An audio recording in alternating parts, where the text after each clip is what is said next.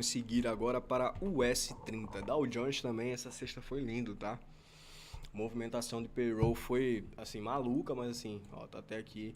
Fiz a venda, o mercado veio testar a região que eu tava esperando de demanda, né? E aí mandou o preço diretamente para cima. Essa aqui é aquela operação que a gente chama que é no da mosca, né? Não vou nem falar para não, para não prejudicar a live, mas assim, ó, já estava torcendo para essa invalidação, buscando os 5R aqui nessa movimentação que o Dow Jones fez, tá? Mas o ouro movimentou muito bem, muita gente pegou ouro. O que é que a gente tem? E aí era o direcionamento que eu tinha passado lá na comunidade na análise de fechamento, né? Que era justamente esse movimento de captura que acontece aqui, ó. A gente tem, ó, só para vocês verem, né, como é que funciona o movimento de captura e liquidez. A gente tem aqui um fundo, outro exemplo de uma região de demanda testada há muito tempo, que é esse aqui também, né? Porque desde o dia 22, ou seja, dia 22 do mês passado, o mercado veio testar isso aqui, ó, 11 dias depois, tá? 11 dias depois, o mercado captura toda a liquidez presa nesses pontos aqui, o mercado captura toda a liquidez presa, 11 dias depois, aqui, ó, faz o movimento de captura, tá? E aí vem buscar a região de demanda de uma hora, é o que eu falo, a região, por ela ser antiga, ela não se invalida não, tá? Captura a liquidez, ó, vem buscar a região de demanda milimetricamente aqui e começa a estruturar para alta nesse ponto. E aí a gente sempre marcando, né, em low time frame as regiões de imbalance, demanda e etc, para basear a nossa análise. Então aqui, Dow Jones, ele faz um movimento, e para quem não é inscrito no canal, se inscreva, irmão, você está perdendo tempo. Então aqui a gente tem a movimentação em Dow Jones. O que é que acontece? Esse movimento de alta, ele faz a captura dessa região de liquidez, aí a gente tem um movimento de captura, inclusive isso aqui, que era o esperado, né? E o mercado fez. Isso aqui foi a análise de fechamento que eu fiz. Praticamente o mercado estava, deixa eu ver, aqui a análise de fechamento é sempre às 8 horas, mais ou menos, que eu solto. Pronto, aqui, ó, antes do mercado abrir, quando o mercado fecha. Então assim estava a análise de fechamento. E aí a gente solta a movimentação do preço. Esse era o movimento esperado. E o que é que ele faz? Vai lá. Antes de quebrar aqui, ó, se vocês verem, se eu puxar o replay até o outro ponto, ele faz justamente o movimento esperado, né?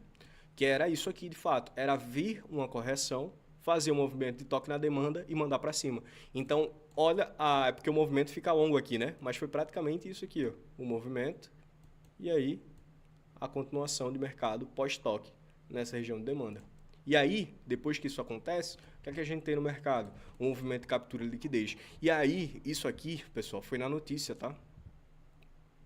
Ó, 9h30 aqui, 10h30, quando estava saindo os dados do payroll. Então, vou colocar aqui o replay mais uma vez, né, para vocês verem como é um movimento de captura de liquidez institucional em época de notícia. Deixa eu colocar bem mais lento aqui para a gente ter uma noção. Olha o que é que o mercado faz.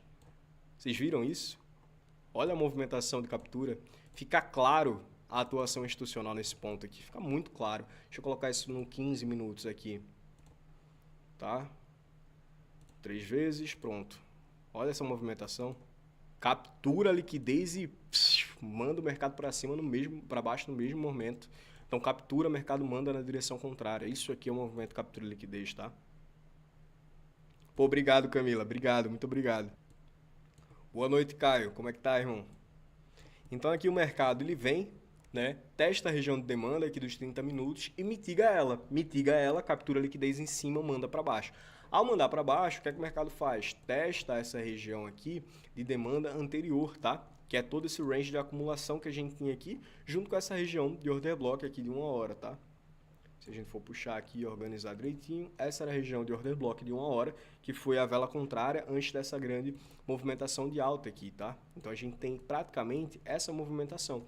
E com base nessa movimentação, o que é que acontece? A gente vê esse movimento captura liquidez, inclusive desse fundo, que retestou a região de demanda, e o início aqui, pessoal, de uma estruturação para alta também Dow Jones, tá?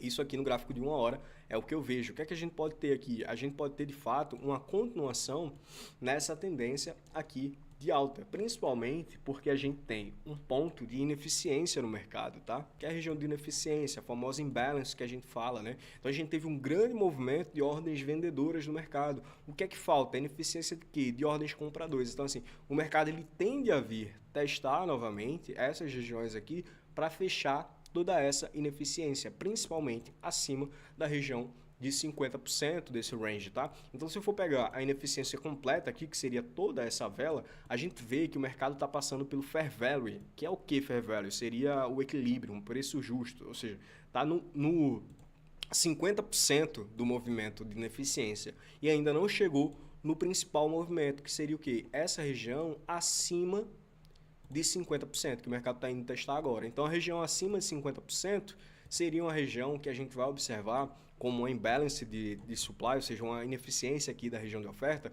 para o mercado fazer uma continuação dentro dessa região, tá? Então, a gente tende a ser negociado aqui, nessa região acima. Então, o mercado ele tende a vir buscar essa região. E aí, novamente, não necessariamente para uma reversão de mercado, tá? A depender do que ele faça assim, aqui, mas tende a vir buscar. Então, não precisa necessariamente você olhar para a região de ineficiência como uma região de retração, mas apenas como uma região de continuação, porque a gente está numa tendência aqui, ó, claramente de alta para Dow Jones. Ó. O mercado vai, movimento de impulsão, correção, capturando liquidez, mandando o mercado para cima. Então, assim, para mim, é a captura dessa região de ineficiência e a estruturação para alta aqui do mercado.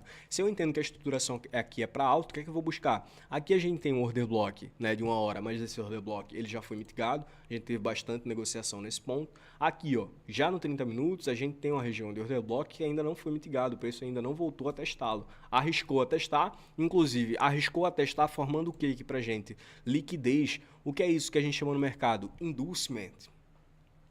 Preciso trazer isso aqui. Raul Fernando, ineficiência e FVG são as mesmas coisas? Não. São e não são, assim, né? Porque o FVG é aquele conceito do ICT e o conceito do ICT, o que é que ele fala, né? Que você tem, por exemplo, para Fair Value Gap, você tem uma movimentação de 3 velas, assim, por exemplo, compradoras, e esse aqui seria, né, o seu FVG, para caso o preço volte a retestar, você faz uma operação de compra nesse cenário. Então, isso seria um Fair Value Gap especificamente. Então, assim, aqui, o que é que a gente tem? A região de ineficiência não necessariamente seria o Fair Value Gap, é apenas uma ineficiência geral, assim, no mercado. Vamos lá, Kátia. Esse movimento dessa vela enorme acontece, por exemplo, no payroll, por falta de contraparte, por isso ele faz esse velão. Até conseguir. É exatamente isso, Kátia. É exatamente isso. Porque você tem a atuação institucional muito forte. E às vezes, como eu falo para vocês sempre, pessoal, quando a gente fala sobre a questão institucional no mercado, não é o institucional, são os institucionais. E às vezes os institucionais, JP Morgan, HSBC, as instituições financeiras, às vezes elas também atuam em conjunto. Então elas mandam ao mesmo tempo o preço para baixo. Por quê? Porque elas têm os analistas, elas têm os seus traders que fazem análise. Então assim, a ideia quando sai o resultado do payroll, e às vezes a gente não sabe se alguém lá na mesa de reunião do payroll dá uma ligada para dar o resultado antes, né? O que é que pode acontecer? Por isso faz essa velona exatamente, Kátia. É um volume muito grande de ordens vendedoras aqui no mercado. Pessoal, quando eu falo sobre volume muito grande, às vezes não fica tão palpável assim para vocês. Mas uma vez eu vi um estudo que falava o quê? O estudo que eu vi, ele falava que para movimentar um PIB no mercado de Forex era necessário $1 bilhão. Então, assim, você imagina quanta grana não é colocada aqui, né? Porque o mercado Forex movimenta mais de $5 trilhões por dia, né? Então, o que é $1 bilhão para um institucional? Que é $1 bilhão para o institucional, é quase nada. Então, assim, eles botam muita pressão no mercado. Então, a gente tem essa geração, como a Kátia falou, de uma vela muito forte. Por quê? Porque a gente tem muita ordem vendedora e pouca ordem compradora nesse ponto, gerando a ineficiência das ordens compradoras. Exatamente por isso. Então, assim, a gente pode ver aqui para Dow Jones uma continuação desse movimento. Essa região de captura de liquidez também, eu posso observar ela como uma região onde a gente pode observar aqui possíveis alvos. Por que possíveis alvos? Além desse todo esse order block, né? Mas eu filtraria como esse todo. Por quê? Porque o institucional, para mandar o mercado aqui para baixo, ele teve que mandar para cima. Ou seja, ele teve que abrir ordens compradoras para depois vender. Ou seja, existem ordens aqui que possam vir a ser buscadas, entende? Então, eu operaria Dow Jones no sentido desse movimento, tá? Deixa eu só descer para os 5 minutos para ver se a gente tem algum rastro. Tem algum rastro. Não sei se vocês já viram aqui, tá? Não sei se vocês já viram aqui, mas tem um rastro, tá? Olha aqui, ó. Em 5 minutos, se a gente filtrar, a gente tem essa região aqui, ó, de supply. Supply zone em 5 minutos. tá? Então, a região de oferta muito clara aqui, ó, que gerou todo esse movimento de ineficiência. Então, assim, a gente pode trabalhar em direção, tá, a essa região. Inclusive, vendo a captura de liquidez, que é o inducement que eu estava falando, que é inducement, é indução. É quando o institucional gera pontos de liquidez para induzir você a comprar, por exemplo, aqui. Aí você compra, por exemplo, aqui, por isso que eu não gosto de comprar antes da captura de liquidez, né? Aí o institucional faz um inducement, que é o quê? Ele induz você a operar em um determinado sentido. Então aqui o institucional pode estar induzindo você a fazer compras, tá?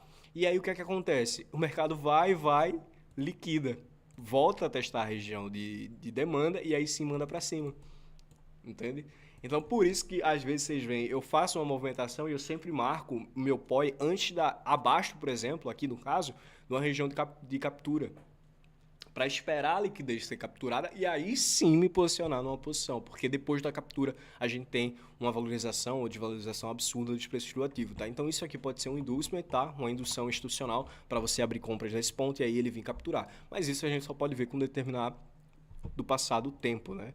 Então aqui a gente pode estar tendo um movimento de quebra de estrutura, ainda não aconteceu porque a gente só tem pavio, mas se o mercado subir confirma para a gente, e aí a gente desceria para o low time frame, ver as principais regiões de demanda aqui para efetuar compras. Então para Dow Jones eu vejo praticamente isso. A gente pode ter, o cenário 1 seria o inducement justamente para captura de liquidez aqui desse ponto, mandar o mercado para cima, e a gente poderia ver aqui, inclusive, a continuação desse movimento a partir do ponto que ele está. A gente pode ver uma geração de liquidez aqui, porque a gente vai entrar em Ásia ainda, né? E aí sim, ver uma continuação. Mas também, o que é que a gente pode ter? A gente pode ver o mercado rejeitando essa região de supply de 5 minutos e fazendo movimentação de queda. Com isso, também, a gente pode observar, caso a movimentação do preço seja apenas de mitigação dessa região de supply e a depender da movimentação. Porque assim, eu estou fazendo análise para a semana, mas tudo muda com o decorrer da semana, entende? Porque, por exemplo, vamos supor que o mercado ele vá lá, teste, faça uma vela gigante aqui de alta. E aí, por exemplo, pode deixar uma região de order block aqui. Isso pode acontecer durante a semana. Então, aí, durante a semana, e aí o pessoal que está lá na comunidade, eu vou fazer essa atualização, caso isso aconteça, a gente pode ter um order block que venha a ser testado, para aí sim a gente ter um movimento, né, de continuação aqui para Dow Jones, tá? Inclusive violando a região de supply superior, ok? Para Dow Jones é praticamente isso aqui que eu enxergo. Mais algum ativo, pessoal?